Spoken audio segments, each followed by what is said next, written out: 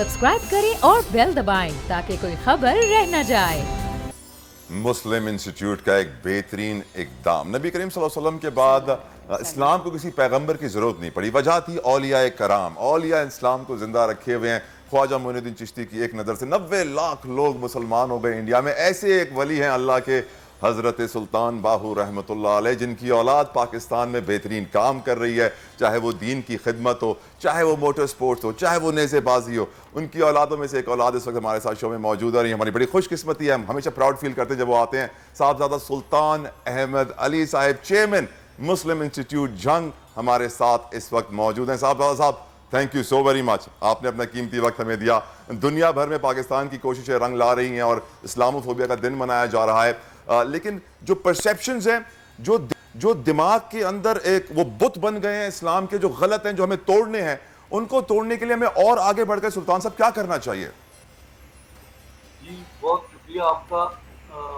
बुनियादी तौर पे तो इस वक्त हमें सबसे पहले एक बड़ा एजाज़ ये मिला पाकिस्तान को कि पाकिस्तान की इनिशिएटिव के ऊपर दुनिया के 193 कंट्रीज के सबसे बड़े प्लेटफॉर्म अक़वाम मुत्तहिदा ने इस्लामोफोबिया के खिलाफ एक बैनुल-अक़वामी दिन मुकर्रर किया 15 मार्च को, जो इंशाल्लाह हर साल मनाया जाएगा। और इससे हमें एक बहुत बड़ा लीगल रास्ता मिला है। दुनिया भर के अंदर मुसलमानों का जो इस वक्त कर्ब है, मुसलमानों की जो तकलीफ है और जो इनके साथ डिस्क्रिमिनेशन होती है, जो इनके साथ इम्तियाजी सलूक किया जाता है, जो दुनिया भर के अंदर इनके लिबास के ऊपर, इनके तर्ज तामीर के ऊपर, इनकी लैंग्वेज के ऊपर, इनके अटायर के ऊपर, इनके हुलिये के ऊपर जितनी ज़्यादा एक वो डिपिक्शन जिस तरीके से टेरर की जाती है, उसको हमें नेगेट करने का मौका मिलेगा और इस्लाम की जो सही तस्वीर है दुनिया के सामने वो लाने का हमें इसमें मौका मिलेगा।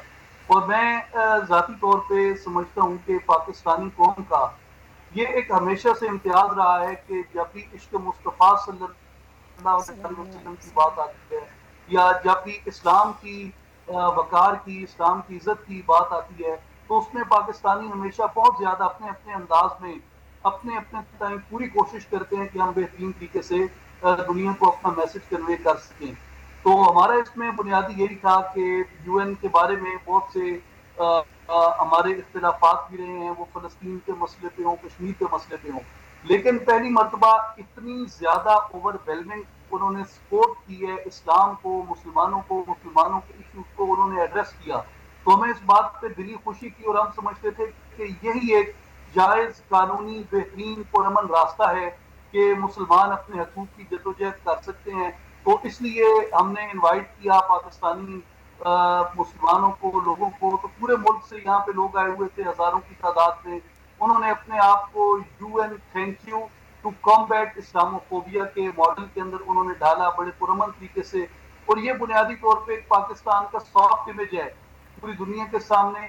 और ये शुक्रिया भी अदा करना था हमें हमारी मुसलमानों की, पूरी दुनिया के मुसलमानों की, वो चाहे यूरोप में रहते हों, अफ्रीका में रहते हों, साउथ अमेरिका में, नॉर्थ अमेरिका में, एशिया में, चाइना में, दुनिया में जहाँ भी मुसलमान रहते हैं, ये उन सब के दिली जज्बात की एक तर्जुमानी थी।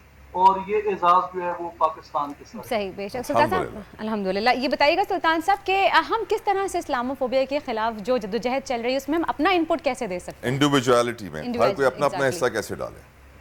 जी, एक तो मेरे ख्याल में हमारा जो अपना करैक्टर है, हमारी ट्रूथफुलनेस है, हमारा अपना जो किरदार है, वो सबसे पहला इसके अंदर हमारी तरफ से कंट्रीब्यूशन हो सकता है कि हम इस तरह के मुसलमान बने जो हमें कुरान मजीद ने सिखाया और जो हमें नबी अकरम सल्लल्लाहु अलैहि वसल्लम ने सिखाया। इंडिविजुअल लेवल पे हमें बहुत सी काविशें जो है वो हम कर सकते हैं। मिसाल के तौर पे इस वक्त दुनिया में रिसर्च की इस्लामोफोबिया के हवाले से बड़ी ज़रूरत है।